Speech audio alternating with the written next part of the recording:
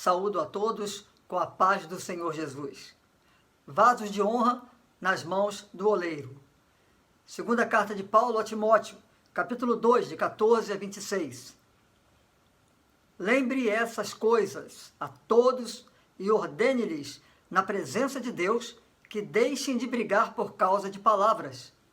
Essas discussões são inúteis e podem causar grave prejuízo a quem as ouve. Esforce-se sempre para receber a aprovação do Deus a quem você serve.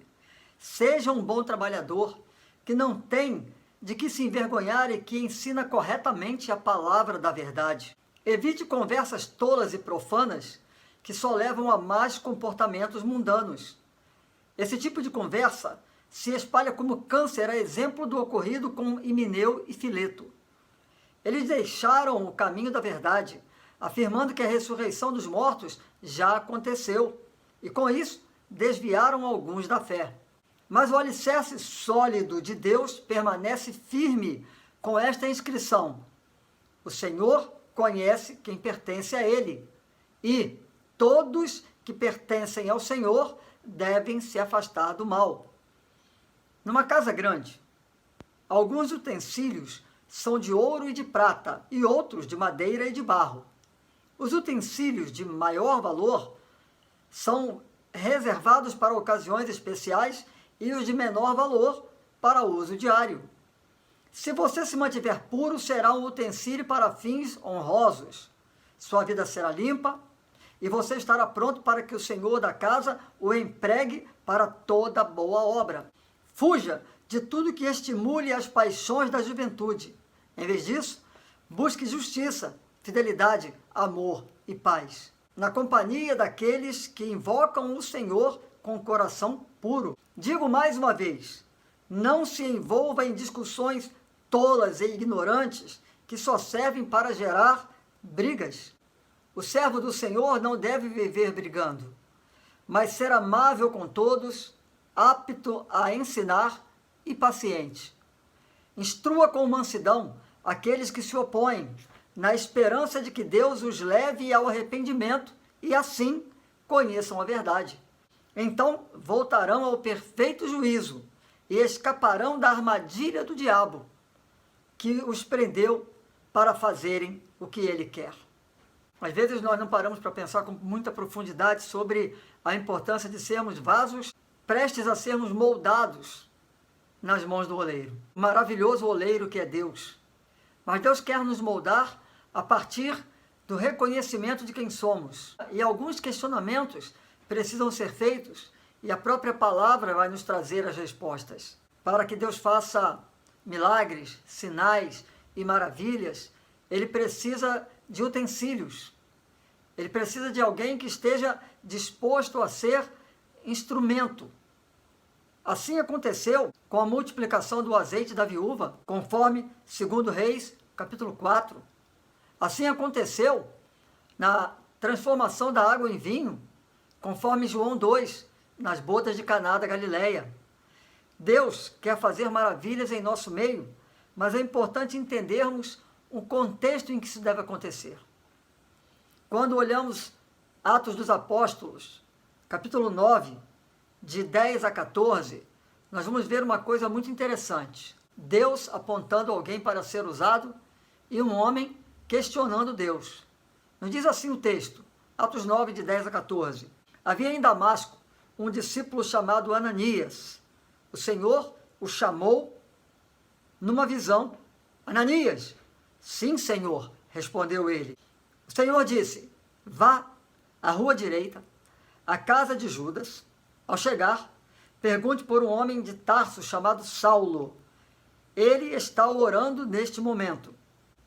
Mostrei-lhe numa visão um homem chamado Ananias, chegando e impondo as mãos sobre ele para que voltasse a enxergar. Ananias, porém, respondeu, Senhor, ouvi muita gente falar das coisas horríveis que esse homem vem fazendo ao teu povo santo em Jerusalém. E ele tem autorização dos principais sacerdotes para prender todos que invocam o teu nome. E Deus surpreende quando ele traz a seguinte resposta a Ananias. Atos 9:15. Vá, pois Saulo é um instrumento que escolhi para levar minha mensagem aos gentios e aos reis, bem como ao povo de Israel. Quando Deus quer, Deus transforma, Deus muda, mas nós precisamos ainda responder a alguns questionamentos. Qual o material do vaso? Enquanto nós formos inflexíveis como a pedra, não poderemos ser usados. Mas o que é ser inflexível? Ser inflexível é não aceitar correção, é não perdoar, é não se arrepender, não reconhecer o erro, é não chorar por causa do pecado e não querer uma transformação de vida, não querer uma mudança. Nós precisamos ser vasos flexíveis na mão do oleiro. Em Jeremias 18, de 1 a 6, nós lemos uma lição muito importante sobre isso. O Senhor deu outra mensagem a Jeremias: desça até a casa do oleiro e eu lhe falarei ali. Fui à casa do oleiro e o encontrei trabalhando na roda, mas o vaso de barro que ele estava fazendo não saiu como desejava. Por isso, ele amassou o barro e começou novamente. Então o Senhor me deu esta mensagem: ó Israel, acaso não posso fazer com vocês o mesmo que o oleiro fez com o barro? Como o barro está nas mãos do oleiro, vocês estão em minhas mãos. A lama não serve, porque a lama representa a sujeira, representa a contaminação, representa a instabilidade. Então vamos para o outro extremo. O ouro e a prata podem ser valiosos. Mesmo o ouro e a prata precisam do fogo da tribulação para serem usados, para serem flexíveis. Segundo questionamento: qual a condição do vaso? Vamos ver o que o salmista Davi nos responde no Salmo 19, versos 12 e 13. Quem é capaz de distinguir os próprios erros? Absolve-me das faltas que me são ocultas. Livra teu servo dos pecados intencionais. Não permitas que me controlem. Então serei inculpável e inocente de grande pecado. O vaso precisa estar limpo por dentro e por fora. Aqui estão inseridos os pecados ocultos e os visíveis. Aqui estão inseridos os pecados do corpo e da alma. Aqui estão inseridos os pecados que o homem vê, mas também os pecados que somente Deus vê. O terceiro questionamento: qual o conteúdo do vaso? Na Bíblia nós encontramos vários conteúdos. No Velho Testamento, por exemplo, 2 Reis, capítulo 4, o azeite. Em Êxodo 16:33, o maná. No Novo Testamento, em João 2, água e vinho. Em Lucas 7:37, perfume. Em João 19:29, vinagre. Na segunda de Paulo aos Coríntios, capítulo 4, verso 7, tesouro. Mas vamos ver o que a Bíblia fala também sobre isso. Que a mensagem a respeito de Cristo, em toda a sua riqueza, preencha a vida de vocês. Ensinem e aconselhem uns aos outros com toda a sabedoria. Cantem a Deus salmos, hinos e cânticos espirituais com o coração agradecido. Isso está em Colossenses 3,16. Em Efésios 5,18 nós lemos: não se embriaguem com vinho, pois ele os levará ao descontrole. Em vez disso, sejam cheios do Espírito. É preciso que o vaso esteja disposto a deixar-se moldar para ficar cheio da palavra de Deus e cheio do Espírito Santo. O salmista diz que nós devemos guardar a palavra no coração para não pecar contra Deus, mas às vezes nós fazemos justamente o contrário. Guardamos o pecado no coração.